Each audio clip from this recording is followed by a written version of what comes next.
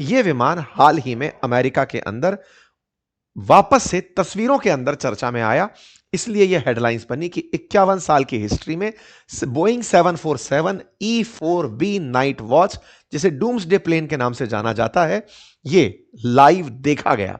इसके बाद से लगातार सुर्खियां बची हुई हैं कि जब अमेरिका में 9/11 का हमला हुआ था, उस समय जॉर्ज डब्ल्यू बुश इस जहाज के थ्रू उड़ते हुए दिखाई दिए थे। अब यह फिर से दिख रहा है, तो क्या ट्रंप, जो लगातार मैक्सिको, ग्रीनलैंड सबको धमकी दे रहे हैं, क्या दुनिया में कुछ भीषण होने जा रहा है? इस तरह के जहाज का देखा जाना एक पब्लिक प्लेस पर यह अपने आप में बड़ी बात माना जा रहा है। कहा जाता है कि यह प्लेन जनरली नेब्रास्क करके इनका जो एरिया है वहां पर खड़ा दिखता है।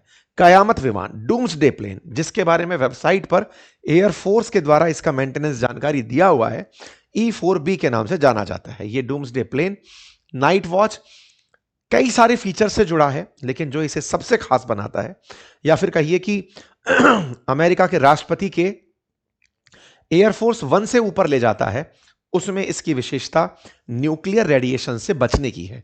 एयरफोर्स 1 भी अमेरिका के राष्ट्रपति का सबसे सुरक्षित जहाज कंसीडर किया जाता है दुनिया में, लेकिन अगर उससे भी ऊपर कोई जहाज है तो वो इसे कंसीडर किया जाता है, जिसमें इलेक्ट्रोमैग्नेटिक शॉक वेव का भी कोई असर नहीं पड़ सकता। हमले की तो बात भूल जाइए, इसे कोई निशाना नहीं लगा सकता, यह रडार पर ट्रैक नहीं हो सकता, वो तो सब सुविधाएं साधारण हैं, लेकिन जब रेडिएशंस लंबे समय तक शॉक पैदा करती हैं, उस शॉक का भी इस पर असर नहीं पड़ सकता। सामान्यतया कोई भी विमान जब उड़ता है तो उसकी एक सीमा होती है, वो एक लंबे समय तक हवा में नहीं रह पाता।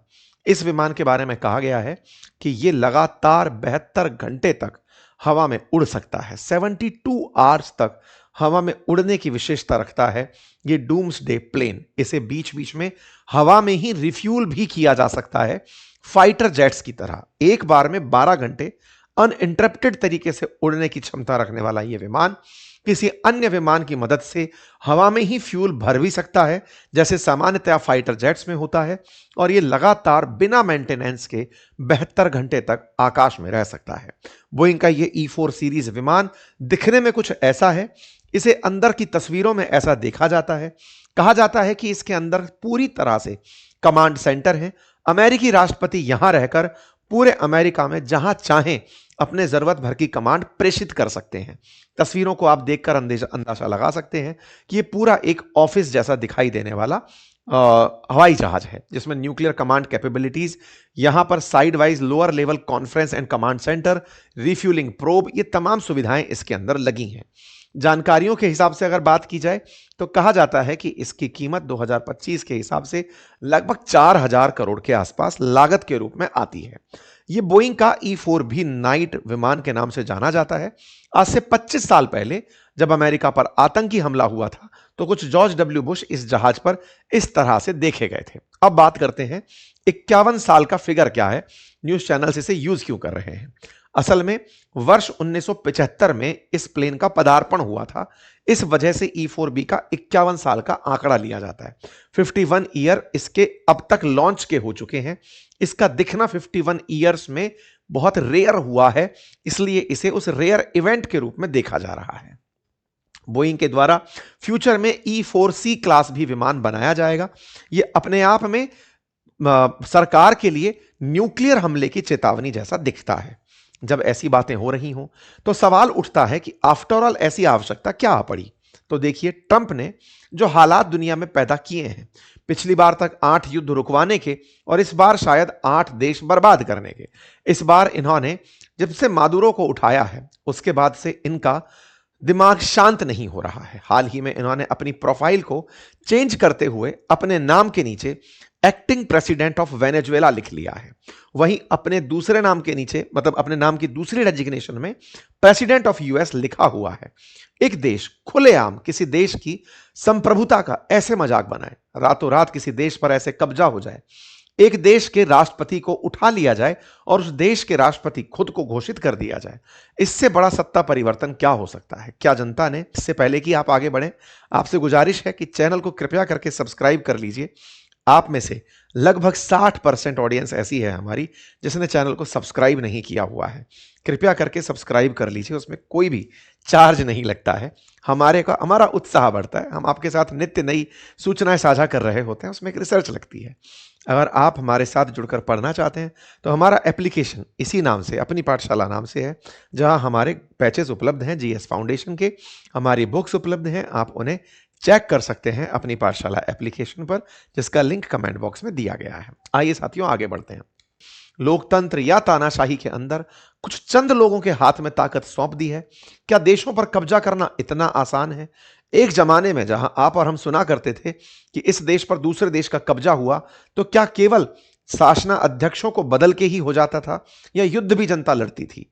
क्या जनता के ऊपर शासन केवल इसी तरह से अध्यक्षों को बदल के होता रहा है? अगर ऐसा है तो ये वर्तमान जीवन में इससे बड़ा संवेदनशील मुद्दा नहीं हो सकता। एक देश का राष्ट्रपति बिल्कुल वैसे ही जैसे कभी ब्रिटेन की महारानी खुद को इंडिया की महारानी बताया करती थी, क्योंकि उन्होंने दिल्ली में बैठे किसी राजा को हटा दिया था, राजा को हटाया और खुद महारानी बन गए। बिल्कुल वैसे ही इन्होंने किया है। फिलहाल के लिए ये ईरान के पीछे पड़े हुए हैं। ईरान इन्हें धमका रहा है, लेकिन अमेरिका कहता है कि वो हमसे नेगोशिएट करना चाहता है, हमारे पास नेगोशिएशन के लिए आ रहा है। ग्रीनलैंड, उसके पास 20 दिन है, हम 20 दिन में उसका भी कुछ इलाज कर देंगे। इस बीच में दुनिया भर के देश, यूके जैसे देश अपने आप को अभी भी इनोसेंट दिखा रहे हैं, कह रहे हैं कि सर आपको डर लगता है कि रूस और चीन कुछ कर सकते हैं तो हम अपनी सेना भेज देते हैं, हम ग्रीनलैंड की सुरक्षा करेंगे। इनसे मूर्ख कोई हो नहीं सकता। जब खुद जान रहे हैं कि ट्रंप उसे लेने की बात कर रहा है, तब भी ये इस तरह की बात कर रहे हैं। खैर, हाल ही में इन्होंने क्यूबा को धमकी दी, एक बड़ा ट्वीट लिखा और कहा कि तुम्हें वेनेजुएला से तेल मिलता था, तुम सरवाइव करते थे, अब तुम्हारे वेनेजुएलन आका को हमने हटा दिया है। ऐसे में क्यूबा वालों, तुमने पहले भी बहुत तानाशाहों को पाला है, क्योंकि अमेरिका का क्यूबा के साथ एक बड़ा संघर्ष रहा है। एक बड़ी कहानी है क्यूबन क्राइसिस की, ऑलरेडी हमने उस पर वीडियो किया है। फ्यूचर में चाहेंगे तो उस पर एक बार और सेशन साझा करेंगे। इन्होंने क्यूबा के राष्ट्रपति को याद दिलाते हुए कहा कि आप लोग अब सुधर जाइए, अदरवाइज दिक्कत हो जाएगी। दिक्कत हो भी गई।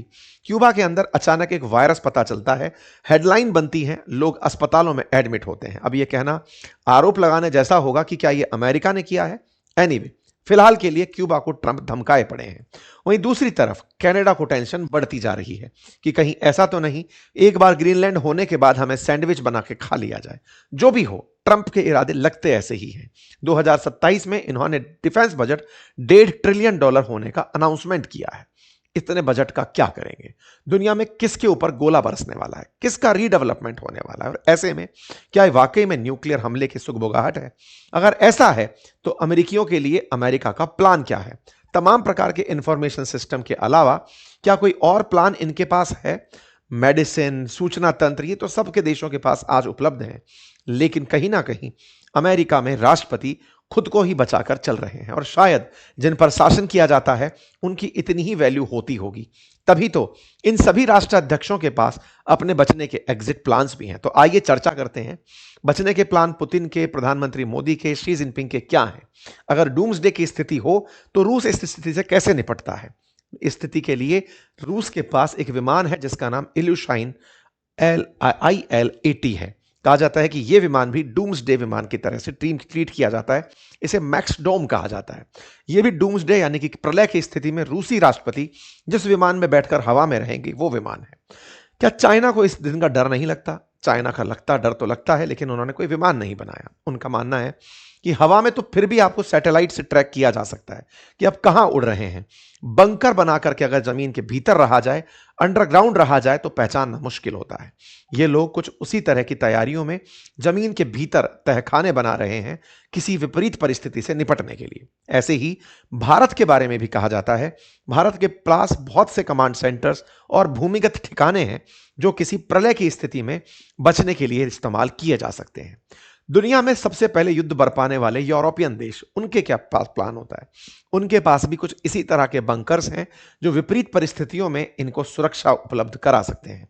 चाहे कोल्ड वॉर एरा रहा हो, चाहे उससे पहले के युद्ध वर्ल्ड वॉर के रहे हों, इस तरह की व्यवस्थाएं इन लोगों के पास रही हैं।